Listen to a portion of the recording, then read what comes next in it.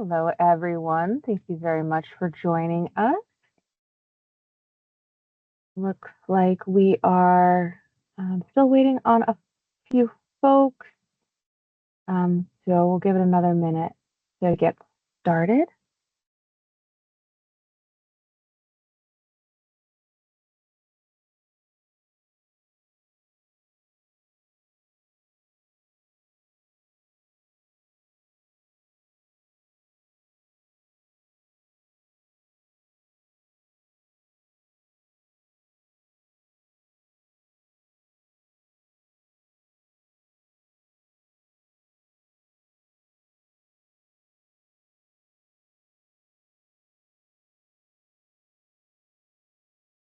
It looks like our room is starting to fill in, which is great. So I'll go ahead and get us kicked off. Good afternoon, everyone. Thank you for joining us for this public meeting about the City of Tampa Comprehensive Plan updates. My name is Brent Dauphiné with the Planning Commission, and I'm here to talk to you about a few housekeeping items.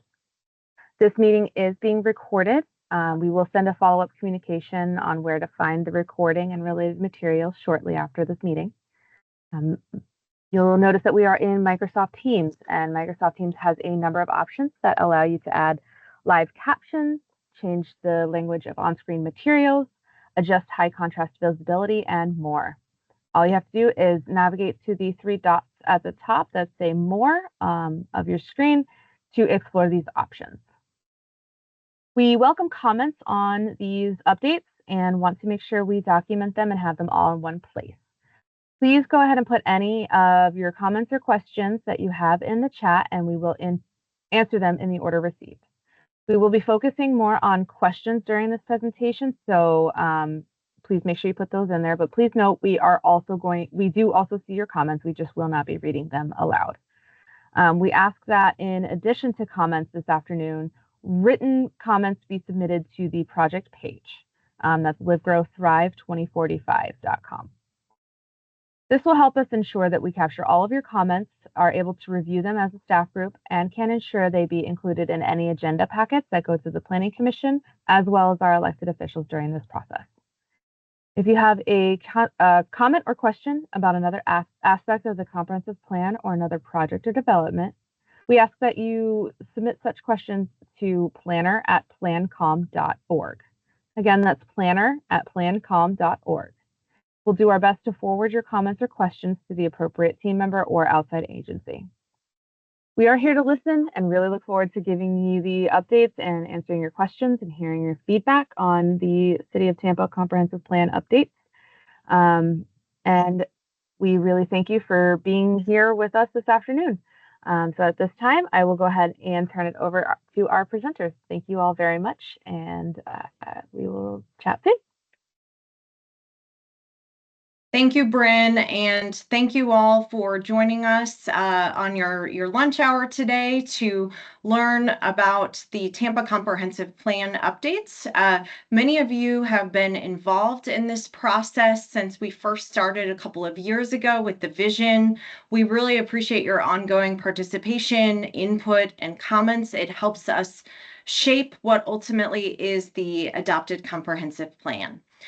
We're back before you this afternoon with a more extensive draft for the future land use section, coastal management section, and housing sections of the Tampa Comprehensive Plan. So we'll be going into detail about those three sections today. Next slide, Lizzie. So a little bit about what we'll be covering today. We'll be going into some of the background on the comprehensive plan, our purpose for this project, some of the things that we've heard in engagement thus far, then go into detail about the three sections today. Again, that's coastal management, housing, and future land use. And then we'll go into next steps and how to stay involved and share feedback. Next slide, please. This is something that we have participated in actively with both our organization, the Planning Commission, Our organization conducts the long-range planning for all 4 local governments in Hillsborough County, and we prepare and update and maintain the comprehensive plans. So we also partner with our client government jurisdictions. We want to thank the folks from the City of Tampa who have been involved throughout this process.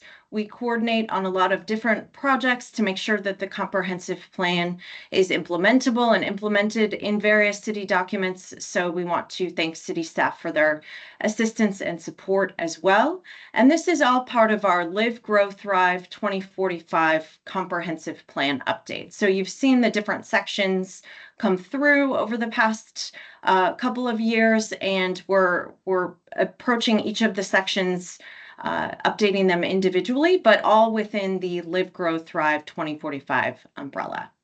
Next slide. And many of the attendees here see a lot of familiar names, are familiar with the comprehensive plan, but I'll just go into a little bit of detail for folks who might be joining us for the first time. The comprehensive plan is really an overarching adopted policy plan for the City of Tampa. It's something that sets the vision and goals for the city's future. We are looking out to 2045 in this iteration of the comprehensive plan. You see the current comprehensive plan, which is out to 2040 on the screen. The comprehensive plan includes both language or policies and maps that guide decisions about projects, about infrastructure, about essentially anything affecting the city into the future. There are different sections or elements that cover a number of topics. So again, today we're talking about housing, coastal management, and future land use. And the comprehensive plan is approved by Tampa City Council. It also comes with a recommendation from the Planning Commission, which is our board. And then essentially anything that relates to projects, rezonings, development, infrastructure has to be consistent with the overarching goals, objectives, and policies of the comprehensive plan. And the comprehensive plan is really a high level, 35,000 feet look at policy for the future of the city. It is a little bit different than things like the Land Development Code, technical manuals. Those get into much more specifics about things like setback, things that are very specific in nature about how a specific property can be developed, specific budgeting for different projects and programs. Those types of things are handled under things like the Land Development Code, the technical manuals, the CIP, and the comprehensive plan is really a high-level overview and policy direction that shapes those implementing documents. Next slide, please. And so we wanted to provide a little bit of background about why we're doing this, why we're here today, why we're taking such a deep dive into the comprehensive plan. We have about 400,000 people in the city of Tampa, and we are growing. By 2045, the city is expected to have more than 100,000 more residents, 77,000 new homes, and 258,000 new jobs. We really want to look at the city as a whole, look at everything holistically, and make sure that the growth that is coming our way is being slated for the appropriate areas. We want to make sure that we're maintaining neighborhood character as well as accommodating this growth. And we want to make our coastal areas more resilient and ensure sustainability. So the comprehensive plan is really about how we balance the things that all of us love and appreciate about Tampa and make sure that there is sufficient places and capacity for accommodating growth. Next slide, please. A little bit about what we've done thus far. I won't go through all of these bullets individually, but many of you all, again, have been involved in this process since we first kicked it off a couple of years ago, starting with our comprehensive plan visioning. We really appreciate the time that you all have taken to attend all of these different meetings, attend stakeholder meetings, town halls, polling, and participate in community conversations like the one that we're having today. So this is really, our engagement meeting, but it's certainly building upon all of the previous engagement that we have done before to find out what you all want to see for the future, what you all would like to see updated within the document. So we're here today to share a little bit more about the draft and respond to what we heard from you over the course of this process. Next slide, please. And so this is a little bit about what you told us. We've heard a lot from different residents, different areas of the city over the course of the past couple of years, and there are a few common themes. The top issues facing residents in the city today are housing, transportation, and then housing affordability. So housing could mean things like housing choice, options. It's also related to affordability and opportunities. We also heard that the comprehensive plan needs to further address equity and environmental concerns. We also heard that coastal resiliency is a really important issue for Tampa residents as well. We heard that there needs to be flexibility in terms of how the comprehensive plan can be used for development, but then also making sure that there is clarity and certainty within the policies, that it's very clear how the process will work, how a project can make its way through the process. And that clarity and certainty is desired from both the community members, residents, development community. We heard that really across the board. We also heard that while the comprehensive plan is overarching and 35,000 feet, the policies really need to be nuanced and specific to plan for a city that has such unique communities, distinct communities, and making sure that the policy language is tailored to that. And then finally, our future land use section bonuses. We've had a couple of meetings introducing those. We got some feedback that there needs to be really clear criteria for implementation. We are also partnering with the city on their land development code updates related to these bonuses. And that's something that we've heard has been really important in terms of making sure that those are clear. Next slide, please. And everything in the comprehensive plan relates back to the vision. This is based on hearing from thousands of folks within the city of Tampa about what they would like to see in 2045. The different components of the vision affect everything that we put into the comprehensive plan and really reflect the broad areas of planning and nature of the comprehensive plan. So there is an overall vision statement as well as 9 vision themes that we heard from you all and we continually point back to as part of this process. Next slide, please. And with that, I will turn it over to Erica Larson to go through the housing section update. Thank you. Good afternoon. This is Erica Larson, Planning Commission staff. I'm one of the leads on the City of Tampa's housing section update, along with my co-lead, Katrina. Next slide, please. This update is part of the Tampa Comprehensive Plan update. Some of the notable topic areas include affordable housing, permitting, applications, zoning, and potential new funding sources. An example of this are linkage fees, public and private land investment initiatives such as land banking and establishing community land trusts to build and preserve long-term affordable housing and minimize displacement. Environmentally friendly practices within city-supported housing, like supporting sustainable, resilient, and green infrastructure. Housing and public health benefits like decreasing poverty concentration and supporting walkable mixed-use developments.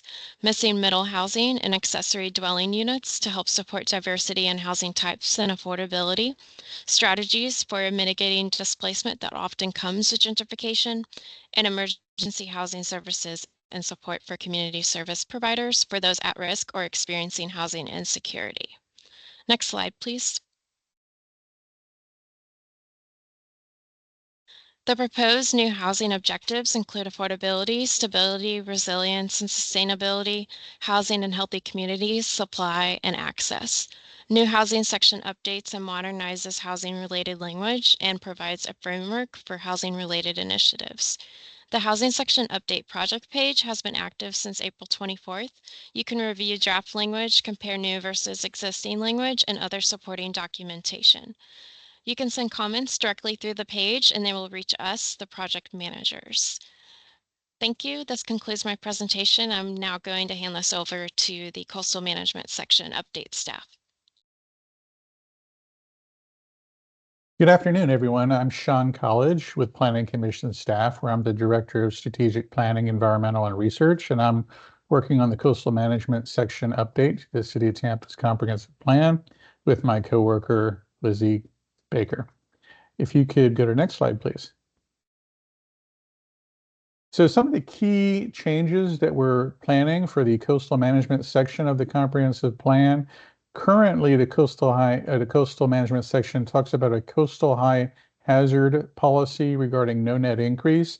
That hasn't been working very well in the past. We want to improve on that. So that's going to be moved to the future land use section, and the framework for how that's going to work is going to change. And you'll hear more about that when you're briefed on the future land use section shortly. Policies on public expenditures are also going to be moved to the coastal or capital improvement section of the comprehensive plan. That seems a more appropriate section that focuses on spending and projects. And there's an increased focus on resiliency being put into the policies of the coastal management section. Climate change and sea level rise are also being addressed. There's more policy on this, more emphasis on this. It's an emerging topic that wasn't as important in 10 years ago or so. So we're adding greater focus on these issues into the comprehensive plan, particularly in the coastal management section. There's also a section on, or a policy on encouragement for freeboard, new buildings or improved buildings when there's a possibility that they could be raised, bringing them out of the flood zone or out of a sea level rise threat area. That is an option that we'd like to see encouraged.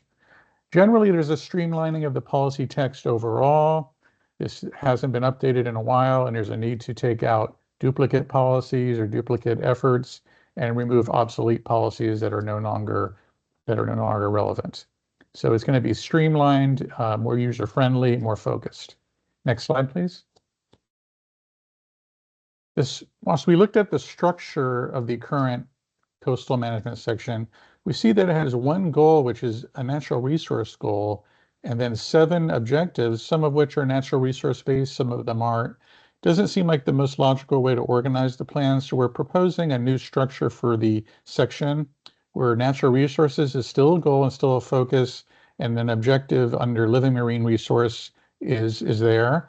Then we have a goal on resiliency and 3 different objectives dealing with beaches and shores, coastal hazard and climate change, evacuation and self-shelter under the umbrella of the resiliency goal. And finally, a goal 3 under water uses and development in the coastal area, and an objective and policies dealing with uses, marinas, and dredge and fill policy.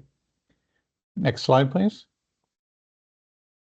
And that concludes the coastal management section. We do have a project page, and please go to it. You can get all the drafts of the new proposed text, and you can also leave comments. Thanks for your attention. Appreciate it. Hi everyone, Jennifer Malone here, Planning Commission staff, and I'm also the City of Tampa liaison. I'm on one of the co-leads on the future land use section update, and I'll run through the last of the slides to give an overview of what we're proposing in this update. Next slide, please. So there's a couple key changes to the future land use section. We're going to refresh the categories. There's a new place types concept, which is really going to show us where and how the city should grow. As Sean alluded to just now, there's going to be revisions to the coastal high hazard area, some policy language moving to the FLU. We have expanded opportunities for neighborhood commercial and completely revised the bonus program. Next slide. So the place types concept is a new designation that will help implement the goals of the plan by working in conjunction with the future land use map to promote growth that is consistent with the city vision. These are intended to guide and shape development in the city. Regional activity centers are the area where we're going to see some of our highest density future land use categories. That's downtown, the area around downtown, West Shore, and then Fowler is included in that as well, the area that we're currently studying as part of a Fowler Vision Plan. Transit-ready corridors is the next piece to the place types puzzle. And those are corridors where we either have transit or Heart's envisioning transit in the future. And we want to make sure those corridors are ready for when we do get transit, and we have a variety of density bonuses to promote development along those corridors. Last but not least are heritage neighborhoods. These are historic areas in the city that have a very special character that we want to make sure are called out on the place types map. Next slide, please. So the refresh of the flu categories is a very significant part of this future land use update. One of the first things that we're doing is we're going to simplify the names of the mixed use categories. So community mixed use 35 is one of our categories in the plan today. And the first thing we're going to do is just drop the 35 off of that name title. Because it's a little confusing, especially with the new bonus structure. Somebody could probably do more than 35 dwelling units an acre in that category. And so that's just going to be kind of a cleanup that we're doing. We're also refreshing the bonus options and the maximums. So right now in the future land use of community mixed use 35, an applicant can be considered for a 30 dwelling units an acre by right, and then up to 35 with a bonus. Our proposal is if you're in the coastal high hazard area, it would be 30 dwelling units an acre by right. Outside the coastal high hazard area, we're pulling those parcels up to 35 dwelling units an acre. And then with our new bonus structure, depending on the criteria, where this is located, there's a potential for up to 70 dwelling units an acre. And so we're just really hoping that this would really simplify it and make it a little bit more clear about what can and cannot happen in this future land use category. Next slide. Through this update, we are completely revising the bonus structure. There's going to be additional density and intensity that can be considered up to the defined bonus ceiling in exchange for a qualified public benefit. So we know that the city needs affordable housing, and we've also heard from a lot of folks in our vision survey that sustainability and green building practices are important to them. And so this proposal would allow additional density if some of those criteria are met, like if the developer might provide affordable housing or meet certain LEED standards. And so we're going to kind of outline this approach in the future land use section. The additional details in the regulatory structure will be included in the land development code, why we're working so closely with the City of Tampa staff. And so we're also trying to align these with the place types and the growth strategy. So such things as maximum bonuses are only for affordable housing within the regional activity centers. So that's downtown and West Shore Business District, and then the area around Fowler, because that's really where we want to focus a lot of growth. Transit ready corridors are going to have the next scale down of bonuses. There will be no bonuses in the coastal high hazard area, except within coastal development areas. So coastal development areas are generally the community redevelopment areas in the city, the CRAs, because those areas have their own plans, and they typically seek for a lot of growth and development, as well as there's some policy language about the transitional use 24 future land use category as well, being allowed to go to the next highest category. There will be no bonuses in the residential 10 future land use category, since that's typically single family detached, except for the transit bonus along transit ready corridors, because we are really trying to promote that density on those transit ready corridors. Next slide. This is a graphic of our new density bonus that's a proposal. And so it just kind of lays out the affordable housing, the transit, and then the efficient and resilient bonus that are being added to the comprehensive plan. And it explains that this is a strategy to effectively manage Tampa's rapid growth and maintain the quality of life. These bonuses make a range of housing types and desirable mixed-use development projects work. Bonuses are going to be tied to public benefits, increasing housing options, transit use, and sustainable building practices.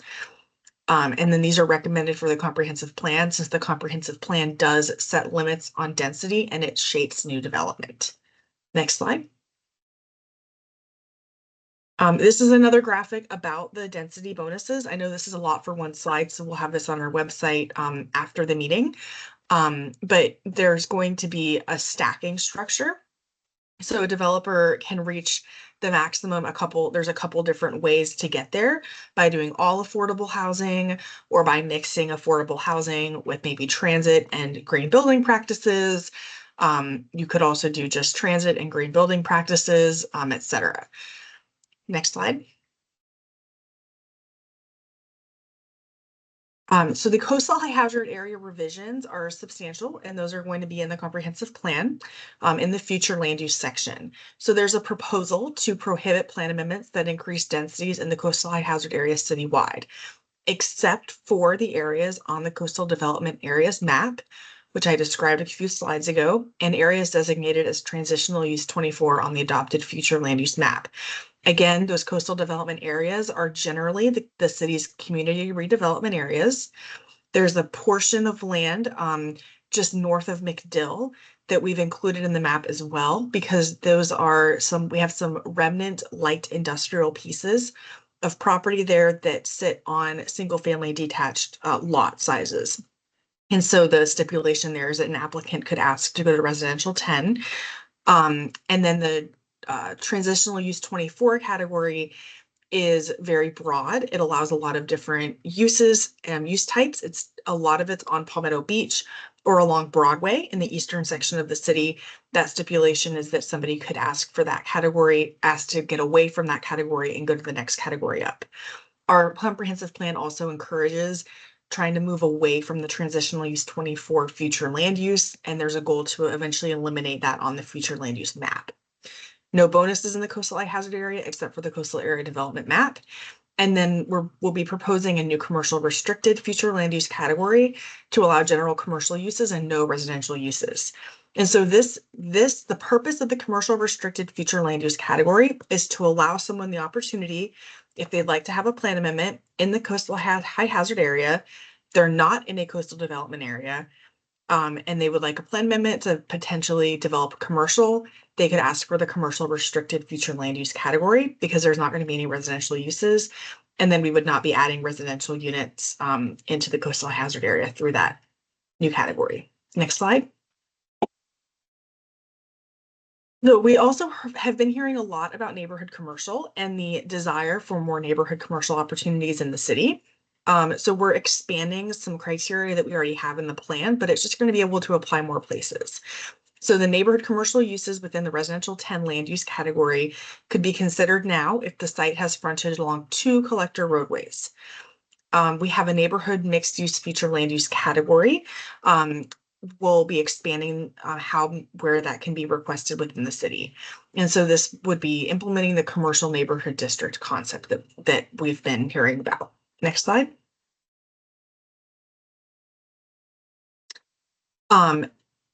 With consideration of the neighborhoods, as I mentioned before, there's going to be no bonuses in the residential 10 or below, except along transit ready corridors. Residential 10 is typically single family detached. However, it does allow for other uses, as I said the slide before, some neighborhood commercial, etc. But we definitely just want to, through the feedback that we heard, not having that category allow too many bonuses, except along the places that we really want to target that. And then there would be new policy direction about allowing the consideration of townhomes in the residential 10 future land use category in more places, such as along collector roadways. And this would really promote that missing middle concept, trying to provide more housing in the right place with the right design. Next slide. So our next steps, we're going back to City Council in September. We were there on June 27th, and they asked for us to come back and get more feedback from the community and give them an update in September. After that, the Planning Commission will hold their public hearing in November on this item. It'll be transmitted by City Council to the state in January. Adoption will follow a few months after that in the first quarter of 2025. And the concurrent adoption with corresponding land development code changes are forthcoming with the city. That concludes my presentation, and I'm available for any questions, as are all of the leads. I'll turn it over to Melissa Dickens or whoever's going to be our MC for this portion. Thank you. Thanks so much, Jen. And Lizzie, if you could skip ahead to the how to stay involved slide. Again, we've already gotten a comment in the chat about the maps. We definitely want to hear your comments and your questions today. But you can also, if you want to take some time and go through the draft and review it, the drafts for coastal management, housing, and future land use are all on the website. And you can use the QR code on the screen to access those drafts. We are, of course, taking feedback throughout the process, but we are trying to consolidate the written feedback that we'll be using to re-examine the draft one more time, and also provide it in the packets for our elected and appointed officials. We are asking for that feedback by September 9th, so that we can take a look at it as a staff. But you can visit livegrowththrive2045.com and look at the different drafts, receive alerts and updates, and also provide comments. So with that, I'll ask Bryn to help moderate the Q&A that's coming in. So Bryn, if you're still there, can you let us know what questions have come in? Absolutely. We've got two so far. So our first one is in regards to the transit-ready corridors. The question is, can the map include labeling the roads, the ones that are to be considered as a target for transit ready? The map shows the color, but it's hard to tell exactly which roads. Yeah, that is really good feedback. Thank you for sharing that. We can certainly go back and take a look at the transit ready corridors maps and try to make the labeling a little bit more clear. It is tricky with all of the different components that are on there, so that's some really good feedback, and we appreciate it. We'll do our best to get an updated map on the website in the next week or so. Thanks. Our next question is, there have been flood events in the coastal high hazard areas. Why wasn't planned retreat from those areas included in this plan? Why is new housing still allowed? Thanks so much. That's a great question. I'm thinking maybe some combination of Sean and potentially Jen might be able to weigh in there. Sean, do you want to start? Yes, planned retreat is always an option. The only housing that's planned in areas other than the coastal development areas is housing that is already planned through the land use category. So we're not looking at new residential development in the coastal high hazard area outside of the coastal development areas. Yeah, and we have modified the future land use section, as well as Jen went over about no plan amendments increasing density and no density bonuses. So that is something that we're looking at. And additionally, when it comes to development rights, there's a whole bunch of state legislation about that. So we do have to make sure that we're being respectful of that state legislation as well. So we had, sorry, Bryn, I think we had a couple more things come in. We did, yes. Somebody suggested that the previous question may be discussing the velocity zone, if that impacts any answers that are given. Want to give that a moment. No, the velocity zone is part of the coastal high hazard area, so it's included. Thank you, Sean. I appreciate that. It looks like somebody was requesting the coastal development map, and I see that Katrina has already gone ahead and added our link there. So if anybody is wishing to view the coastal development map, go for it and see the link that Katrina has added. Our next question is, are there going to be bus lanes added throughout Tampa at bus stops to mitigate HART from impeding vehicle traffic? I can take that one, and that is a little outside the scope of the comprehensive plan. We do have a mobility section that addresses planning for transit, but that kind of level of specificity and detail is something that is really addressed by HART and by the city, but we can certainly pass that question along to them. Thanks. Our next question is LEED the only green building program that will be accepted for the bonuses? Could NGBS or FGBC be used? Yeah, I can take that one as well. Bryn, right now we are using the LEED, the different levels of LEED, silver, gold, platinum, as the opportunity for the bonuses. Additionally, we are looking at providing a bonus for solar on buildings. So those different bonuses would be able to be combined as part of the green building bonus. That's something where the details are still being worked out in terms of implementation in the code. We did get some guidance that LEED was probably the standard that most folks were familiar with, and so we did select that, but we certainly could revisit and look and see if there are other opportunities to add a little more flexibility there. Appreciate that that question.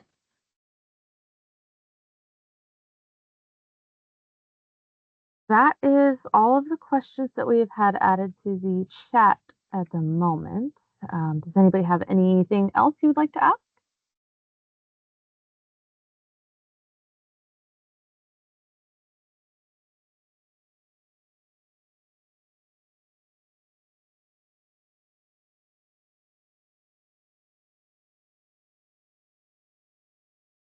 Looks like we've got another question here. What is being done to protect adverse conditions to current properties, especially increase in runoff due to inadequate storage, decrease in permeable space, etc.? Yeah, I can kind of provide a short answer to that, and that those types of things are typically handled under other processes. So they would be handled under permits that come from places like the Water Management District. The city also has guidelines in the code with respect to stormwater management planning. We do have general policies within the One Water chapter that speak to stormwater management, looking for opportunities for increased permeable surfaces, things like that. Those are really kind of high-level policy statements, and then the details are implemented through those regulatory agencies or through the city. But thank you for your question. Appreciate it.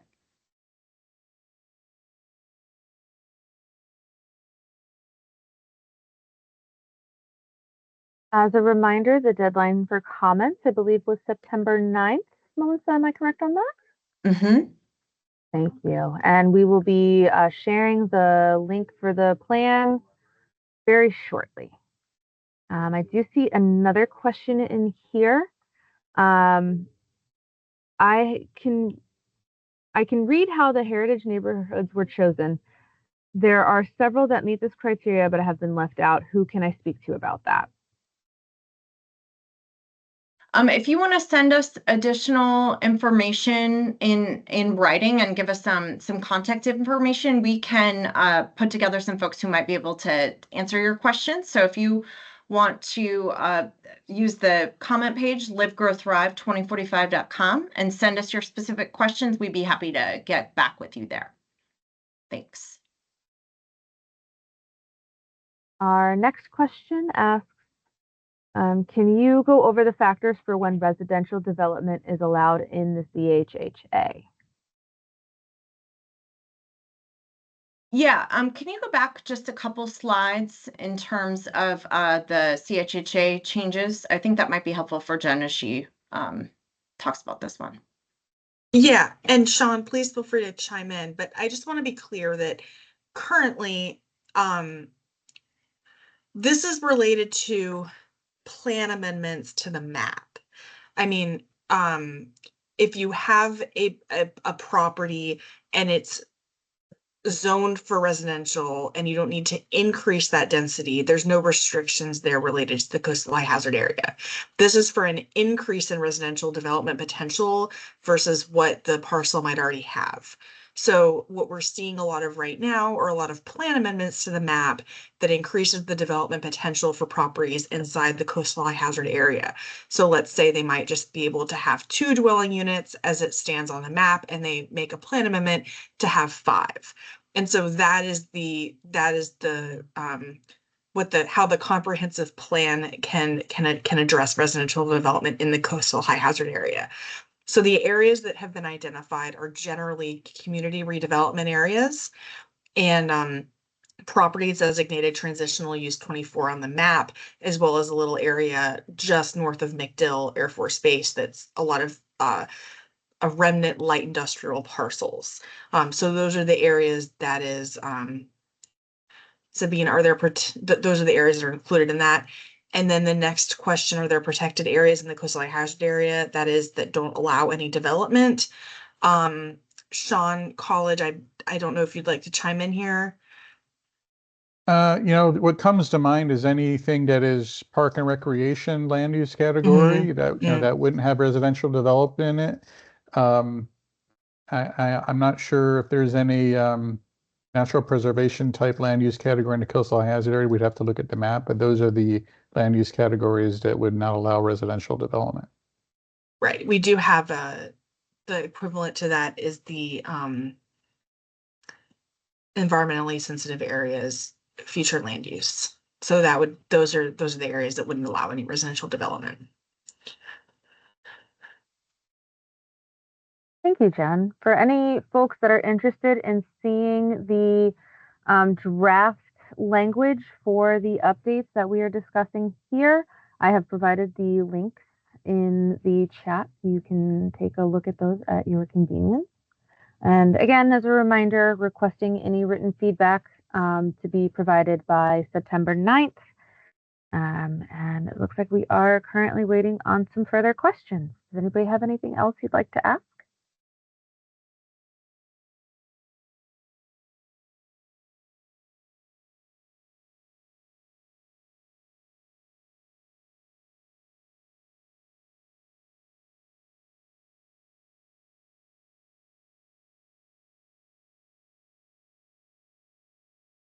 Well, since we're not seeing any more questions coming through in the chat and Bryn's provided the latest links, I think we can go ahead and close out this meeting. We, again, really want to thank everyone for joining us today. This meeting will be recorded and posted on the website if you want to go back and focus on a particular area of the presentation, or you'd like to send it to some neighbors or friends or colleagues that weren't able to make it today. And if you have any questions or comments as you review the different draft sections, you can send us those questions and comments at livegrowththrive2045.com. With that, sorry, it looks like there was one more question. We are looking for final comments by, it should say September 9th, I think. There is a workshop that is on September 19th, so that might be why that other date is out there, but we are asking for the comments by September 9th. Great. Okay. Well, with that, we can go ahead and close the meeting. Appreciate everyone's time and input today, and have a great afternoon. Thank you so much.